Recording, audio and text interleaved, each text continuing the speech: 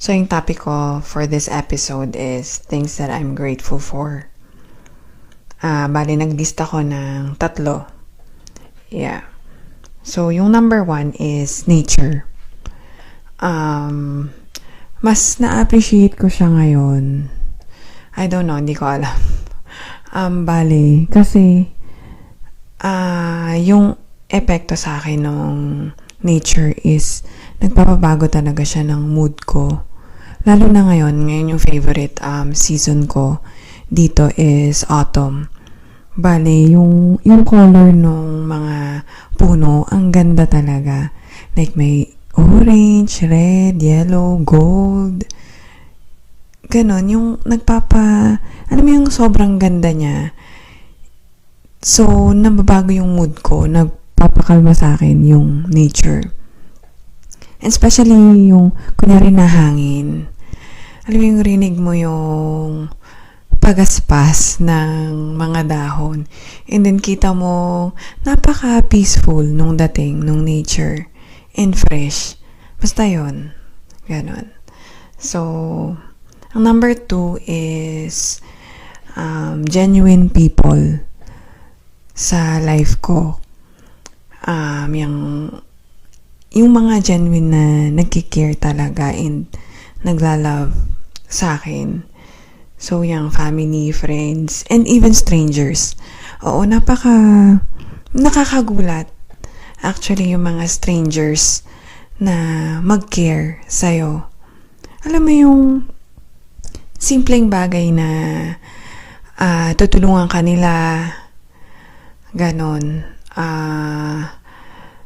Ano pa ba? Yeah, so yung sa family naman and friends, yung mga taong nagstay sa akin na kahit na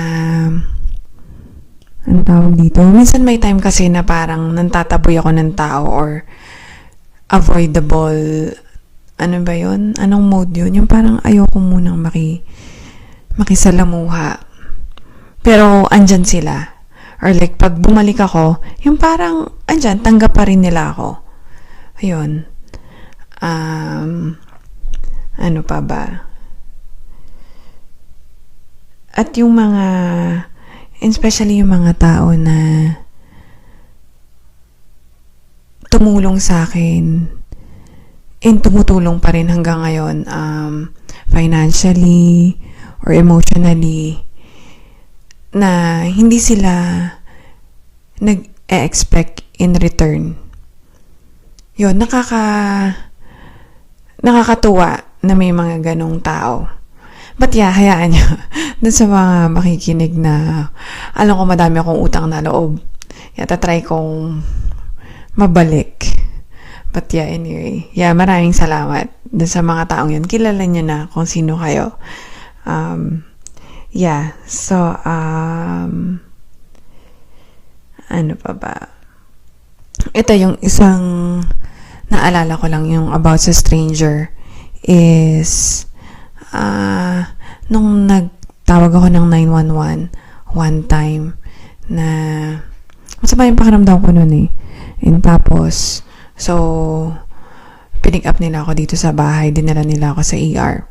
Tapos nung papunta kaming ER, tinanong niya ako kung nilalamig ako. So, binigyan niya ako ng kumot. Ayun, tapos nung nadala na niya ako sa yung nagka-bed na sa ER, edi nagbabay na, ganon. Basta mabait siya. Tapos bumalik pa siya. Sabi niya, gusto mo ng kumot kung nilalamig ka pa rin? Ayun, sabi ko, oo, sige. Yan, nagpasalamat ako. So, nakakatawa yung bang gesture na ganon na naalala niya na nilalamig ako.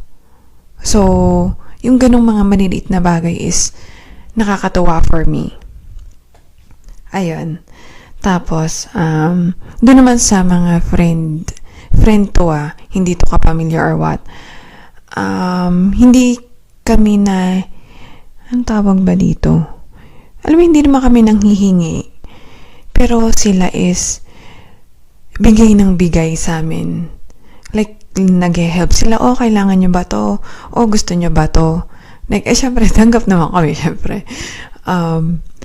Nang hindi sila nahingi ng kapalit. Gusto lang nilang tumulong.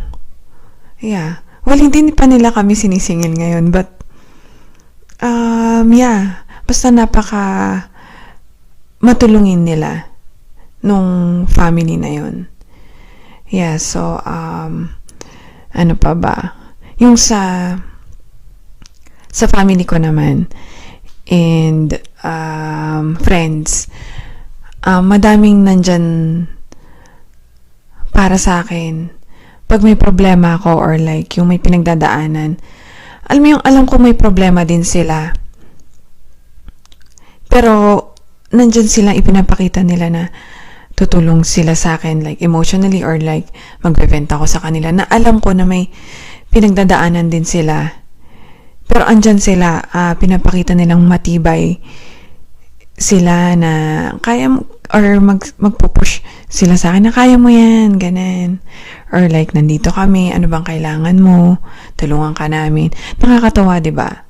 Ganun. Yun, special shout out sa kapatid ko and sa sister-in-law ko.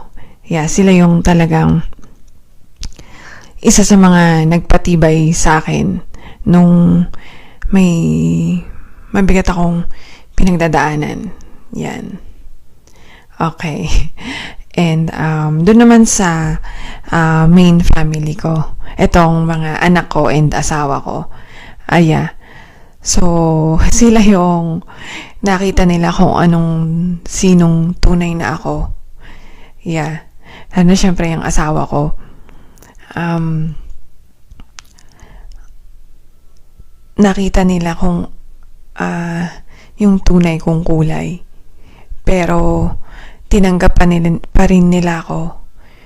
And, ano bang word na tawag doon? Basta, andyan pa rin sila sa akin. Like, iniintindi nila yung sitwasyon ko. Yeah, and for me, napakahirap meet ng mga ganitong tao. Kaya I'm very, very thankful sa inyo. Yon.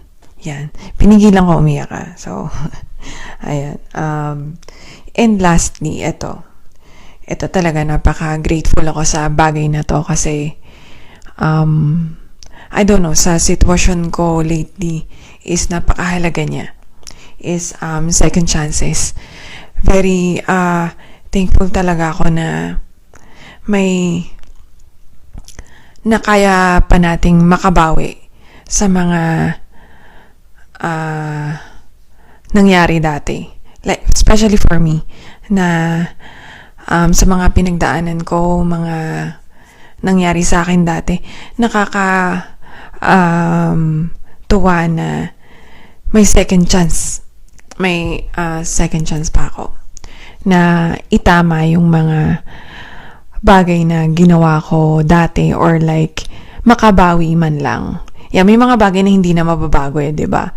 So, madami akong mga pagkakamali and mga pagkukulang dati, kahit hanggang ngayon. But yeah, nagpapasalamat ako na may chance pa ako na makabawi. Ayun, ano ba yung boses ko? Medyo naiiyak kasi kanina. So, ayun lang. I think, napakahalaga nitong tatlong bagay na to para sa akin sa ngayon. Yeah. Especially yung mga tao and na nandyan, na na-meet ko. And yeah, yung second chances talaga is I'm very thankful na nandito pa ako. And alam mo yung feeling na gusto kong makabawi and gusto kong mas maging maayos pa yung sitwasyon ko. Yeah, I think yun yung mahalaga naman, di ba? Yung ma-enjoy mo yung hindi mo ma-enjoy. Basta, yun yung I think yun yung mahalaga na may ang tawag dito. Teka, namatay yung phone ko. Ayan. So, I think yun yung mahalaga, yung kahit na anong mga nangyari dati na nagkamali tayo, madaming pagkukulang, madaming nasaktan. I think yung mahalaga is willing tayo na magbago and gawa ng paraan na makabawi ngayon. Yeah. Ayun lang. So, thank you. Thank you for listening. Bye.